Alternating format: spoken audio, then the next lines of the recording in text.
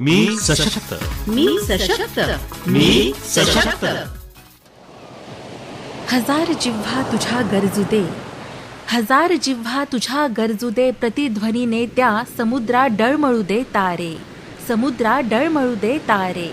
विराट वादळ हेलकाऊ दे पर्वत पाण्याचे, ढळू दे दिशा कोन सारे, ढळू दे दिशा कोन सारे.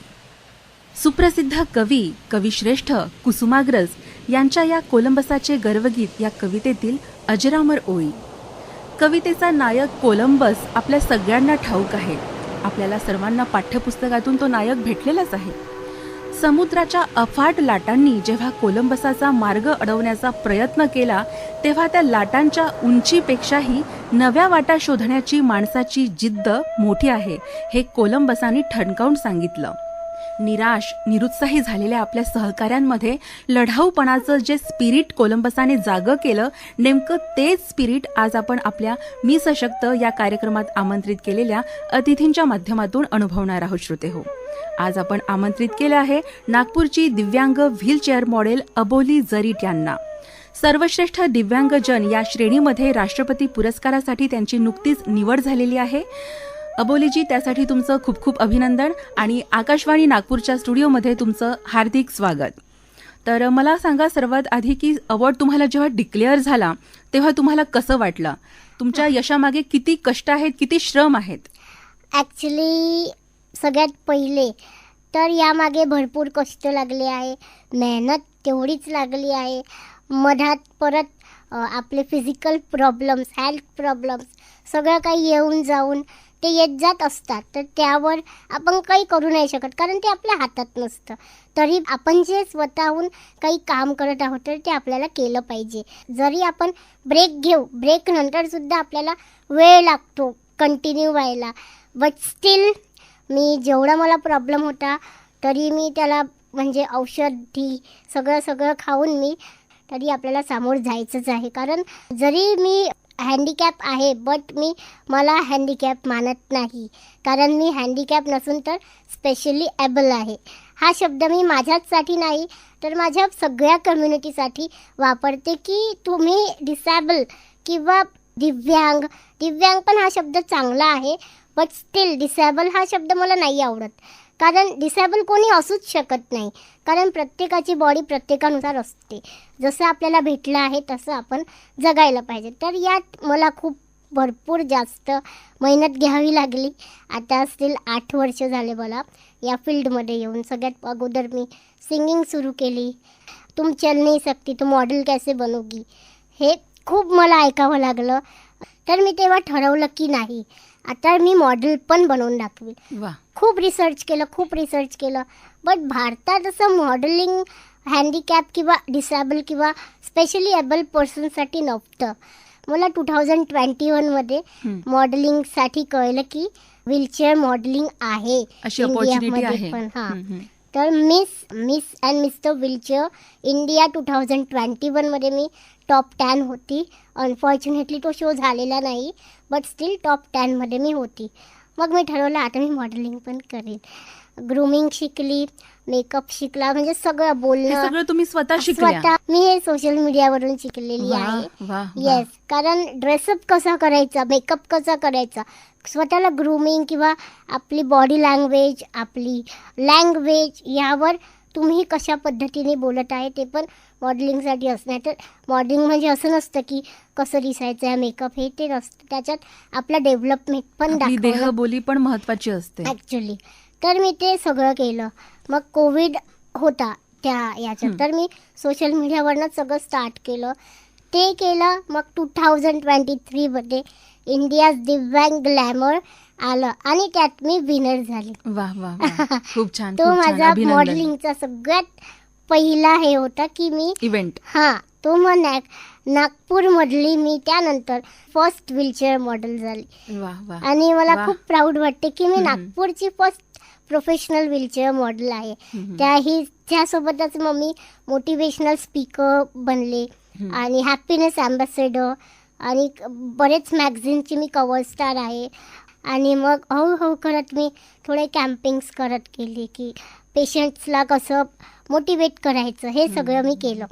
आणि आपण राष्ट्रपती पुरस्काराची गोष्ट करत होतो. हो मी माझंच सांगत होते तुम्हाला ऍक्च्युली. हो हो तो प्रसंग नक्कीच आम्हाला ऐकायला हा, आवडेल. मला वेळेवर माहीत झालं की आता लास्ट डेट आहे आणि इथे पोर्टल ओपन झालेलं आहे. अच्छा. तर मला माहिती नव्हतं की रजिस्ट्रेशन ओपन आहे बा.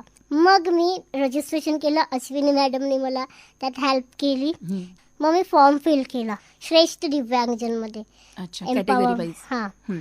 आणि त्यात विथ लिंक सगळं टाकलं आणि मग ती डेट पण वाढून गेली 31 जुलैपर्यंत. एक्सटेन्शन त्याची की गुड लक ते पण झालं.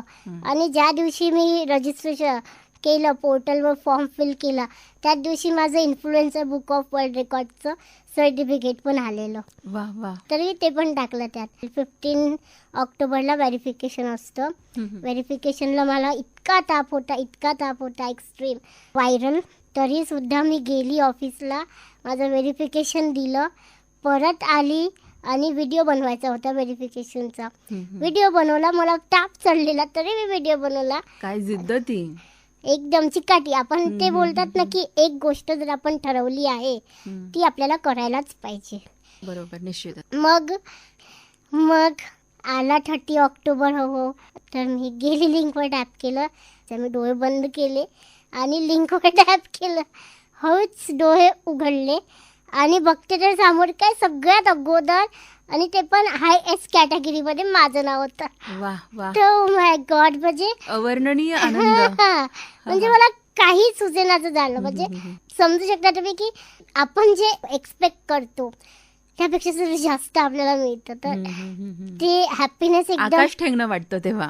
ऍक्च्युली सगळ्यात मोठा ड्रीम कम ट्रू. किंबहुना हे नागपूरकरांसाठी एक महत्वाची गोष्ट आहे आणि अभिमानाची गोष्ट आहे नागपूरकरांसाठी ही. आता ही झाली एस्टॅब्लिश अबोली जरीट. बालपणीची अबोली जरीट मुळात कशी होती? अनंत अडचणी आल्या असतील तर त्यांना तुम्ही फेस कसं केलं? येस. जेव्हा मी 4 ते 5 महिन्याची होती तेव्हा फॅमिलीला कळालं की मला युरिनरी ब्लॅडर नाही आहे आणि तो आपण क्रिएट सुद्धा नाही करू शकत. आणि त्यामुळे माझे जे किडनीज आहे त्या पण खराब होत्या. आणि म्हणजे एक किडनी खराब होती तेव्हा, आता दोन्ही आहे. किडनीचे पाईप जे असतात ते आपल्या ब्लॅडरमध्ये अटॅच असतात, पण ते माझे पाईप माझ्या पोटात लोंबकाळत होते. मग 3-4 महिन्याचे असताना माझे भरपूरचे ऑपरेशन झाले. आणि जे पाईप असतात, एक पाईप इकडनं काढलेला आहे, एक पाईप इकडनं काढलेला आहे, ते दोन्ही कमरेच्या साईडने. तर त्याने माझे युरिन सतत वाहत राहते 24/7 365 डेज. मग मला इथे डायपर वेअर करावं लागतं, बेबी डायपर. त्यामुळेच प्रॉब्लेममुळे हाईट थांबली वाढणं आणि बोन्स पण माझे वीक आहे त्याच प्रॉब्लेममुळे. पण आला स्कूलिंग प्रॉब्लेम. हा सगळ्यात मोठा प्रॉब्लेम होता. डेफिनेटली. हां, मला स्कूलमध्ये ॲडमिशन नाही मिळायची. प्ले स्कूलला बघायला घेतलं, पण त्यांनी घेतलं तर फीज वगैरे सगळं घेतली. आणि मग सेकंड डे ते आले आणि पैसे परत दिले. दुसऱ्या मुलांना आमच्या तिचं इन्फेक्शन होईल म्हणून आम्ही घेऊ नाही तिला. आम्ही डॉक्टरचे सर्टिफिकेटसुद्धा आणले की हा जो प्रॉब्लेम आहे तो कोणाला इन्फेक्ट करत नाही, संसर्गजन्य नाही आहे, कारण तो तिचा स्वतःचा आहे. आणि स्टील मला डायरेक्ट फर्स्ट स्टँडर्डमध्ये ॲडमिशन मिळाली. स्कूल इतका सपोर्टिव्ह होता, टीचर्स इतक्या छान होत्या. पण हळूहळू माझा प्रॉब्लेम जसा वाढत गेला त्यांना पण थोडी भीती वाटायची की मी कोणाच्या धक्क्याने पडेल किंवा काही, म्हणून ते मला घेत नाही होते. जेव्हा मी 8th मग मी फ्रॅक्चर झाला माझा पाय. मी 5th or 4th मध्ये असेल, 4th or 5th 6th जवळपास माझा पाय फ्रॅक्चर झाला. मी पडली घसरून खेळता घरी. तर पाय पूर्ण जो आपली मांडी आहे, समोरची मांडी मागे गेलेली आणि मागची समोर आलेली. म्हणजे पडल्यामुळे एवढं भयानक फ्रॅक्चर झालं कारण माझे बोन्स एक्स्ट्रीमली वीक आहे. म्हणजे सहन नाही होत. पण तरी मग हॉस्पिटलला नेलं, ऑपरेशन झाले. आता पण एका पायात रॉड आहे, पण त्या रॉडचा काही प्रॉब्लेम होत नाही असा. तरी कधी उमळतो पाय. मग ते झालं. मग मी स्कूलला परत जाणं सुरू केलं 6th पासून 8th पर्यंत. आणि अचानक माझा प्रॉब्लेम परत वाढलेला, त्यामुळे माझं चालणं पण बंद झालं. मग मी घरी बसून विदाऊट क्लासेस स्कूलचे मला 8वी पर्यंत तुम्ही शाळेत गेल्या, हा. त्याच्यानंतर मग ब्रेक लागला शाळेमध्ये, तुम्ही हा. आपल्या व्याधीमुळे जाऊ शकला नाही नाही. जाऊ शकले. मग त्याच्यानंतर तुम्ही घरीच मी शिक्षण घेतलं. घरीच शिक्षण घेतलं. मला टीचर्स माझे इतके छान सपोर्टिव्ह होते. मला घरी नोट्स पाठवायचे फ्रेंड्सच्या हाताने किंवा काही अच्छा. असं नोट किंवा माझ्या आत्याच्या हाताने वगैरे नोट्स पाठवायचे आणि मग मी तसंच अभ्यास करायची. आणि मी कुठलेही क्लास नाही लावले, काही नाही. आणि मला 10th मध्ये 65% मिळालेले. स्वयं अध्ययन करून तुम्ही 65% मिळवले तर निश्चितच कौतुकाची गोष्ट आहे. मग महाविद्यालयीन शिक्षण तुम्ही घेतलेलं आहे का? पदवी हा, शिक्षण मी ग्रॅज्युएशन पण माझं कम्प्लीट कोणत्या विषयामध्ये? मी आर्ट्स केलेलं आहे. Bachelor of arts. वा.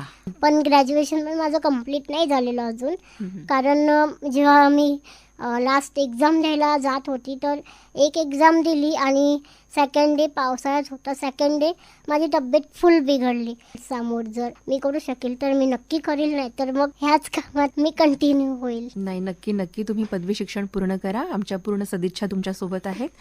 मग मॅडम मला सांगा की गायनाचं तुम्ही सांगितलं की गायनाची पण तुम्हाला आवड आहे आणि तुम्ही गायिका पण आहात, तर गायनाचं तुम्ही रितसर प्रशिक्षण घेतलेलं आहे का कुणाकडून? नाही, हे पण सेल्फ? मी सेल्फ. वा. माझं तुम्ही आधीपासून आतापर्यंतच्या जर्नीमध्ये काही पण असो, मेकअप, व्लॉगिंग, इन्फ्लुएन्सिंग, मोटिवेटिंग किंवा हॅपीनेस अँबॅसेडर जी मी आहे सध्या ते, किंवा डान्स किंवा सिंगिंग, मॉडेलिंग, सगळं माझं स्वतःच आहे. जर तुम्हाला रितसर प्रशिक्षण मिळालं असतं हा, तर तर मी तुम्ही अजून अजून काही किती छान परफॉर्मन्स केले दिला असता, मी तो असते विचार करते. खरोखर hats off you to ma'am. But still नाही मिळालं, काही हरकत नाही. आपण स्वतः पण काही करू शकतो, डेव्हलप करू शकतो आपण Yes. ती ॲबिलिटी. आपण जर ठरवली आहे एक गोष्ट की आपल्याला करायची आहे तर आपण ती कुठल्या पण याच्यात करू शकतो. निश्चितच. तर मला सांगा की मिडल क्लास फॅमिलीतून येत असताना सुद्धा तुम्ही मॉडेलिंग सारख्या क्षेत्रात, गायनासारख्या क्षेत्रात इतकं घवघवीत यश संपादन केलेलं आहे, तर याचं प्रेरणास्थान कोण? तुमच्या आई वडिलांविषयी काय सांगाल तुम्ही? मी आजवर जे पण काही केलं आहे त्यात मला फॅमिली सपोर्ट खूप छान मिळाला आहे. ऑफकोर्स माझी आई, बाबा, आत्या, आजी सगळे माझ्या घरात मी ॲक्च्युली आहे ती म्हणजे सगळ्यांपेक्षा छोटी आहे. आता सध्या तुमचं वय किती आहे? मी 22 वर्षाची. 22 वर्षाची छोटीशी अबोली. हा. सर्वांची लाडकी अबोली. हा, तर मला म्हणजे असं सपोर्ट खूप जास्त मिळते. म्हणजे मी आता बोलेल की मला इथे जायचं आहे तर ते तयार होते की माझे पप्पा मला घेऊन जाईल, माझी आई सुद्धा सुट्टी घेईल, माझी आत्या सुद्धा सुट्टी घेईल, सगळे येतात माझ्या बरोबर. हो, आता सुद्धा आम्ही अगदी बघितलंय की हा. तुमची सर्व फॅमिली Family इथे आहे. आकाशवाणी नागपूरमध्ये या क्षणी उपस्थित आहे. तर याच्यावरून समजून येतं की तुम्हाला तुमच्या कुटुंबाचं किती प्रेम, किती सहकार्य लाभतं. येस, तर मी खूप लकी फील करते की मला इतकी छान फॅमिली मिळालेली आहे.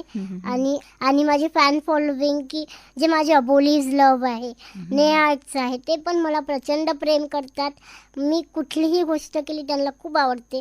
रिक्रिएट लुक कर बोलते ते मला, तू मेकअपचे व्हिडिओ टाक, हे टाकतं, म्हणजे काही ना काही करा. जर मी एक दिवस जरी इनॅक्टिव्ह असली तरी मला मेसेजवर मेसेज आहेत की आप कहा हो.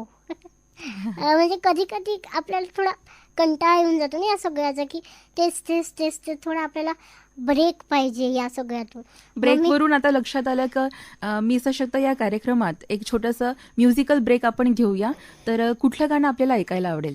मला आवडेल हे लता मॅमचं रहे ना रहे हम. हा, एखाद्या 2-3 ओळी. ओके. जब हम ना होंगे, जब हमारी खाक पे तुम रुकोगे, चलते चलते अश्कों से भीगी चांदनी में एक सदा सी सुनोगे, चलते चलते वहीं पे कहीं हम तुमसे मिलेंगे, बनके कली बनके सबा बागे वफा में रहे न रहे हम महका करेंगे, बनके कली बनके सबा बागे वफा में।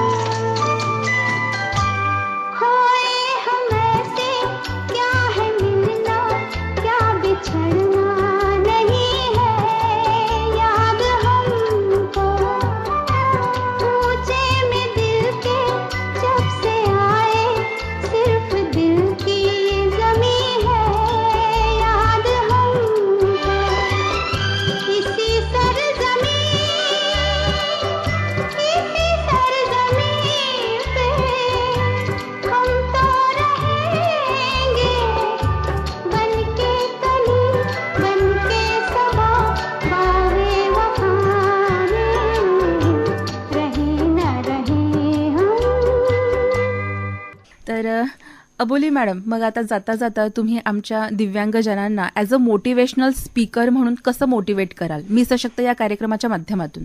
हेच सांगेल, तुम्ही छोट्या छोट्या गोष्टीवर रुसत नको जा की माझ्याकडे हे नाहीये, माझ्याकडे ते नाहीये. पण लक्षात ठेवा की जे तुमच्याकडे आहे ते बाहेर म्हणजे कोणाकडे नसतं. म्हणून त्याची व्हॅल्यू करा की आमच्याकडे इतकं सगळं आहे, माझ्याकडे इतकं छान आहे, तर मी काही ना काही करील. आणि माझ्या कम्युनिटीला मी हेच बोलणार की डिसेबिलिटी सिर्फ अपने शरीर तक ही सीमित होती है, अपने हौसलों और पंखों और उड़ान तक नहीं. बस एक अपने मन में आंखें बंद करो, मन में ठानो कि मैं ये कर सकता हूँ या मैं ये कर सकती हूँ, तो हम वो ज़रूर कर सकते हैं. खूप छान मॅडम, तुमचे हे जे शब्द आहेत ते आमच्या श्रोत्यांसाठी यशाचा एक कानमंत्र आहे. ते म्हणतात ना, ये तुला एक मंत्र सांगतो आणि मग तुझं ते सगळं काही जे काही समस्या असेल त्याचं निवारण होऊन जाईल. तर तसे तुमचे हे शब्द आहेत एक्झॅक्टली. खूप खूप अभिनंदन त्यासाठी Thank तुमचं. you. अबोली मॅम, मग मला सांगा की तुमच्या भविष्यात काय प्लॅनिंग आहे, काय आता- करायचं आहे तुम्हाला आणखी?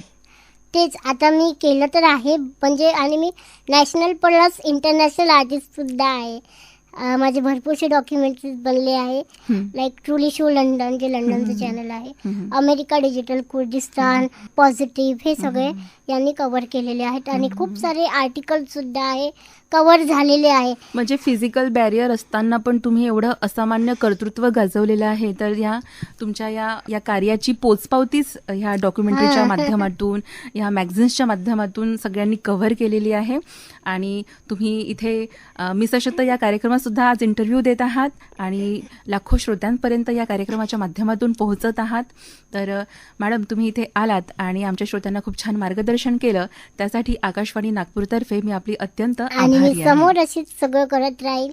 मला अवॉर्ड मिळाल्यावर मी नक्कीच अजून त्या अवॉर्डचं अजून आपण कसं सोनं बनवू शकतो. तर राष्ट्रपती पुरस्कारासाठी निवड झाल्याबद्दल आणि तो राष्ट्रपती पुरस्कार मिळाल्याबद्दल तुमचं पुनश्च एकदा अभिनंदन आणि पुढच्या वाटचालीसाठी खूप खूप शुभेच्छा. Thank you ma'am, thank you. मी सशक्त. मी सशक्त. मी सशक्त.